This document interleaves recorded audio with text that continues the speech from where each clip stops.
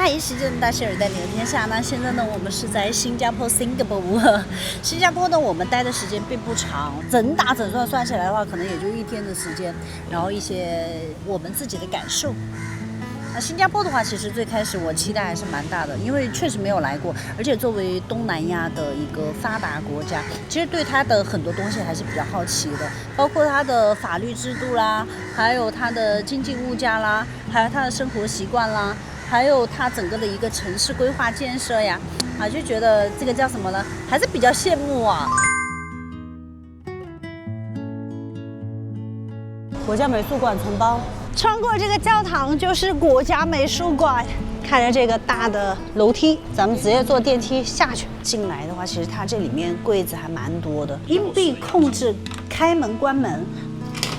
哦，这样就锁了。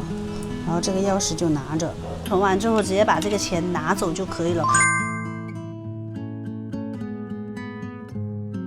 来之前呢，我感觉新加坡好像法律很严苛，在一个国家一个城市一定要有规章制度，一定要有法律。但是呢，其实它严苛也有严苛的好。我会发现有一点，就是比如说，真的这个东西我放在地上，它可能不会说是立马来罚我款，它的这种法律和条规的话，更多是在警示人们不要去做这样的一个事情。我们在新加坡待的最久的一个地方是机场。T1感觉明显要大好多，自助值机啊，然后一排一排，一个一个的，像环岛一样的。他们的员工食堂，小食堂一个小食阁，5新币，大概点了一个1荤1素加一个米饭，也是5新币。我就把东西放了，还搞了一个乌龙。我不是去放盘子吗？那个盘子有一个哈拉，还有一个 non 哈拉。我也搞不清楚，反正我就看那个大家都把盘子放在那个哈烙那边，然后我就把盘子也放那儿，然后还好那个婆婆提醒我，她不是放这边，是放那边。我说我第一次放，我不知道谢谢你的提醒啊。观景台看飞机的一个绝佳视野，好有艺术感啊！这个确实很好看，就让人很沉浸，一直在这里看，一直在这里看都可以。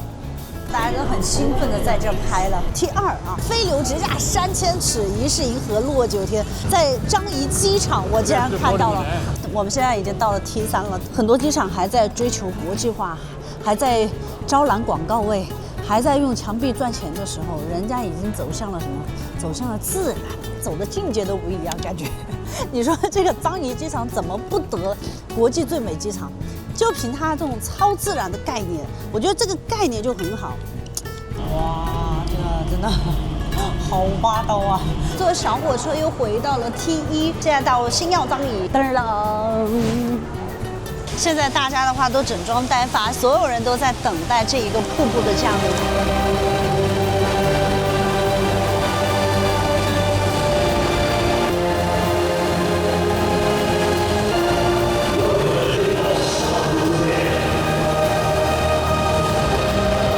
樟宜机场我觉得确实很霸道，在商场里面又能看到绿色的植物，花园城市让我感觉还是很惊讶的。这种人与自然很融合、很 peace、很和谐的这种感觉，让我真的心生敬畏。第2个景点就是牛车水。唐人街我觉得其实还行，作为游客来说，我觉得牛车水还是值得去看一看，珍珠坊打卡。但是牛车水的整体的物价的话，我觉得有一点高。第4街的话，竟然是红灯区，因为走到这些骑楼下面的话，就特别舒服。它颜色用的非常的饱和，非常饱满，绿的、紫的，然后前面的话又是灰色的。灯婆街 （Temple Street），灯婆街最有名的就是在这儿啊，可以打卡。牛车水最有名、最具代表的地标珍珠坊。马里安曼新都庙，那在新加坡历史也是最悠久的印度教寺庙了。最里面的话有那个 Chinatown 的地铁站，蜜雪冰城买个冰淇淋吧，好吧。这个1块5一个，是不是感觉很高级？插一张卡就可以支付了。对，谢谢。哎呀，是要甜一些。牛车水其实我觉得更多是在于它的历史的意义，它其实主要就那几条街，然后在那里的话就感受一下，然后另外呢打卡拍照，它其实商业非常浓厚。其实新加坡的老城区这一块的话，很多景点都是泡在一起的，不用太介意，就是我一定要去哪里，我一定要去哪里。就是慢慢的走一走，任何一个地方它都有一个小景儿，它每一个小景儿哪怕是一个雕塑都有一个介绍，而这个介绍都有花纹的，就像在国内旅游一样，它而且还最重要的就是它是简体字。对。去麦士威可以吗？可以哈。麦士威熟食中心，性价比比较高的食物的话，来这里就没错了。天天海南鸡饭真好吃，真的好吃。鱼丸看着它越看越喜庆，越看越 Q 弹，它就像那种白白胖胖的汤圆丸子一样，确实好吃。然后它的这个饭的价格，我觉得其实还好，不贵。然后跟国内的话，估计深圳、广东差不多。你在上海吃那个物价都吃不了，就是5新币，也就25块钱左右人民币啊。就是作为发达国家来讲，我觉得它的这个物价是不会说很离谱那种，比中国城市会贵一点。对，因为它钱大嘛，没有办法。鱼尾狮那一圈的话，榴莲那个叫什么？榴莲大楼啊，榴莲中心啊，榴莲中心。反正就那一圈儿，还有什么一些英殖民的建筑啊，然后看起来就是比较欧式的那种风格，还有新加坡河。我们用最快的方式走完了全程，也拍了视频，你就会感觉我们视频全是在跑，而且没有什么景儿，全是他一个人在那里噼里啪啦说。现代新加坡的缔造者来福士，在1819年呢，来福士啊登陆了新加坡这一个小渔村。其实刚开始啊，新加坡它就是一个小渔村，还没有发展起来。但是就是因为来福士他的一个英明的抉择，就是因为他的一些想法和远见，奠定了新加坡的一个现代化的基础。这一片的话，全是金融中心啊，全是一些银行、大企业啊，很有钱的样子。什么味道呢？好甜呀，钱的味道。其实，在新加坡来的话，就是想看来福士。打完卡的话，我们就接着到处溜溜吧。其实香港的这个不是香港，其实新加坡的这个城市，我真的很喜欢。我觉得相对于景点来说，其实我更喜欢它的城市，到处走走逛逛。新加坡的地铁的话是可以刷信用卡的。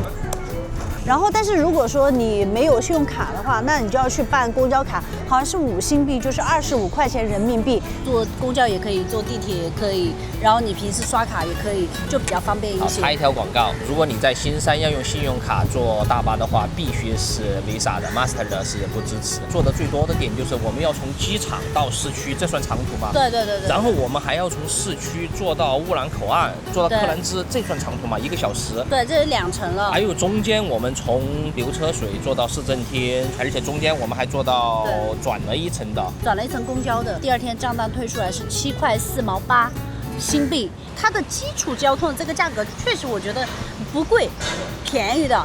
然后它的那个地铁的线路的话还是蛮多的。刷卡的话它是这样子的，上公交车刷1次，下公交车刷1次，它是按照你的距离来收费的。新加坡坐地铁坐公交完全没有问题的一个点是什么呀？就是它上面都有中文的一个翻译，特别是地铁上，你直接记中文，那个上面全部都有中文的，这一点是全球是唯一的。马来西亚和新加坡出入境千万不要坐地铁、公交，如果你信了，你就被我们骗到了。世界那么大，事儿带你游天下。那现在呢，我们是在新加坡，也在马来西亚。那新加坡和马来西亚的进出境的话，我们现在已经走过了2次。那第1次呢，我们是从新加坡，然后城市中心 City Hall 那个站啊，然后坐地铁先到了克兰芝那个站。一出站啊，然后那个大厅门口，然后就是170X，然后你会看到很多人，包括那里的售票员也在讲啊，去乌兰啊，也就是关口啊，新加坡的关口，你直接上那个车170X就可以了。当你坐上170X这个公交车的时候，它就是一段一段分段的。那170X 从克兰芝这一个站到乌兰的关口其实不远，可能也就10几分钟的样子。然后你到了乌兰的时候，你就直接下车，随着人流直接随大流直接走就行了。到乌兰口岸的时候，随着人流啊就出境非常简单，你直接拿着你的护照啊，走自助的这个机器，然后护照放上去，然后它再一扫脸，读取一下你的信息，审核一下，你就通过。这一段的话就完全都没有排队，你随着人流，它速度是很快的，而且这个系统很通畅，一点卡壳都没有。全程的话也有人工在那里门口的话一直在那看信息，如果出现任何的拥堵和任何的这个问题，它会立马的解决，速度和时效我觉得是很快的，它反应能力是非常快的。那我们出了新加坡之后的话，它其实新加坡的关口到马来西亚的关口中间是有个桥的，就要下到1楼，然后看着人流，然后再找到170X 的那个标识，然后去到那个排队的地方。排队的地方这里的话，可能需要等一等，可能几分钟一班，几分钟一班，而且它那个车看着了啊，就是普通的公交车，但是它很能装，最多不过等个1班2班呢，这个其实很快的。过完桥之后你就下车，你就相当于已经到了马来西亚新山吉壁的这一个关口，随着人流然后往前走。那这里的话，本来我们以为进马来西亚可能需要走人工，我们还拿着我们的护照去排队，然后这个官员就告诉我们，如果我们填了入境卡的话，直接走自助就可以了，人工的话是没有办法走的。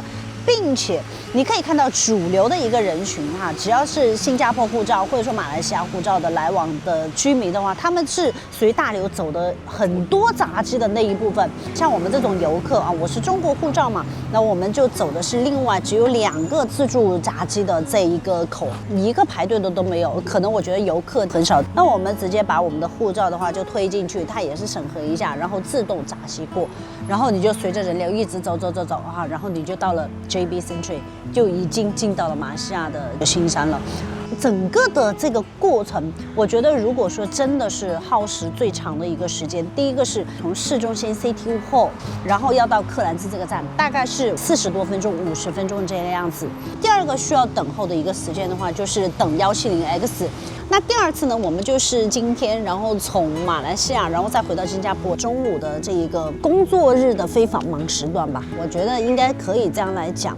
那这个时段的话，我觉得更通畅了，真的是什么叫高效，什么叫速度，什么叫效率在这一个过程当中完全的展现出来了。但是唯一切记一点，一定要提前把这个入境卡填写好，其实也就上厕所的几分钟然后快速的填写好，这一点的话是绝对的先提条件。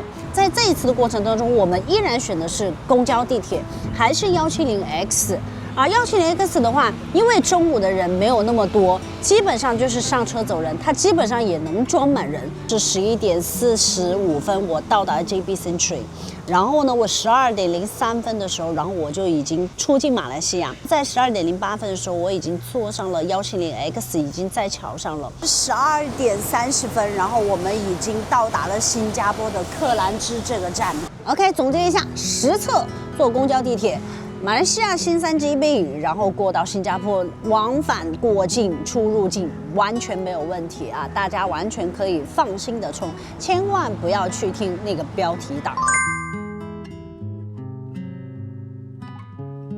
然后这次新加坡其实我们时间真的很紧，你要说一天，我觉得是一个白天都没有。新加坡对于我来说，我是来过很多次了，当然每一次的感觉是不一样。这一次可能来其实时间不够，但是我觉得我感受新加坡的层面要深一点，因为毕竟是和他一起嘛，和他一起的话，就文化氛围感它就要强很多，所以我们就体验了很多文化方面的一些东西，不像我以前可能就是来来往往就没什么感觉，就是一个城市比较干净、比较漂亮就走了。所以说这次给我的感觉就是，我见识到新加坡的很多有文化的地方，然后有特别的一些教育意义，就是给了我一些很多历史方面的一些普及。我是第一次来新加坡期待很大，然后也觉得一点都没有失望，一点也很喜欢这个地方。他们的人的话也很和善，物价呢也没有想象中那么高。然后像景点虽然说城市非常小，但景点呢还是可以非常让我很喜欢，就是很干净。真的是有一些设施设备，你看着是有一点老旧的，但是它会让你感觉就很整洁，包括它人与自然，你处处看着它这些绿化带还有这种市政的这些道路上的绿植啊，都是做得很漂亮的。好，世界那么大，事儿谈旅游天下，我们这一期又要结束了，记得订阅关注一下我们哦。那最近的话，我们都是在马来西亚这一边，然后会拍更多马来西亚的更多的视频和分享，然后也希望大家有一些建议，然后对我们的一些这个想法都可以在给你建议的时候，你就在重庆了。评论下方评论一下，订阅一下，拜拜。